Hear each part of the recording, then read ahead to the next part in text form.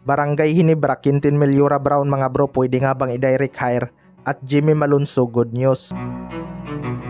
So nakat nga sa Gilas Pilipinas itong si Jimmy Malonzo mga bro, kahit naging masaya si Coach Timcon sa kanyang pagbabalik. Marami namang Hinebra fans ang may gusto na bumalik itong si Jimmy Malonzo sa Barangay Hinebra, lalo na ngayon na nag-i-struggle ang kanilang team.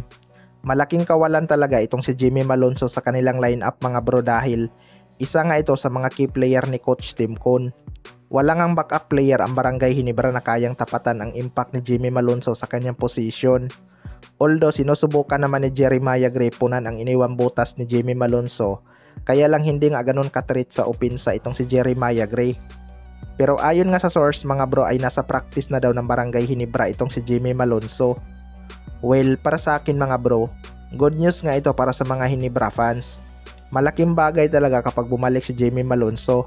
Kahit si Coach Timcon sinasabi naman na walang problema kung gusto ni Jimmy Malonzo bumalik. Pero ang problema nga dyan mga bro ay mukhang nakaban ng 3 year itong si Jimmy Malonzo sa ating liga. Sana lang magawan pa ng paraan ni Kumi yan, dahil nagsabi naman siya noon na titingnan niya pa kung may magagawa ba sila, dahil bago pa lang naman daw umalis itong si Jimmy Malonzo at hindi rin nagtagal sa Japan. Kaya sana talaga mga bro may chance pang makabalik si Jimmy Malonzo. Sa kabilang banda naman mga bro, Quintin Meliora Brown, pwede nga bang i-direct hire?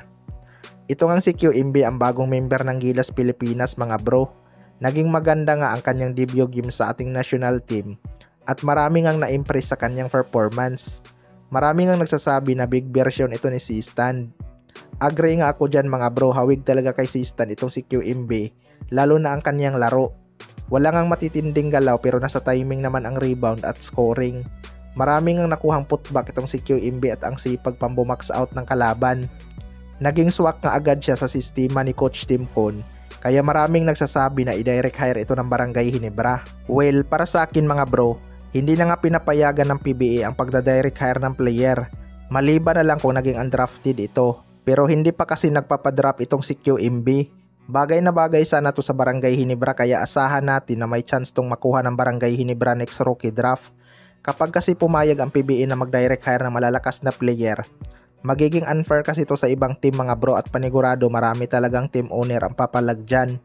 Imagine kung i-direct hire ng Barangay Hinebra si QMB at Kai Soto, 'di ba? Kaya malabo ngang mangyari na ma-direct hire si QMB. Pero walang duda mga bro, pwede talagang magka-interest si Coach Timcon dito, lalo na kung maganda ang maipakita nito laban sa dalawang powerhouse team na Australia at New Zealand. Kaya abangan na lang natin yan. Kayo mga bro, ano masasabi nyo tungkol dito?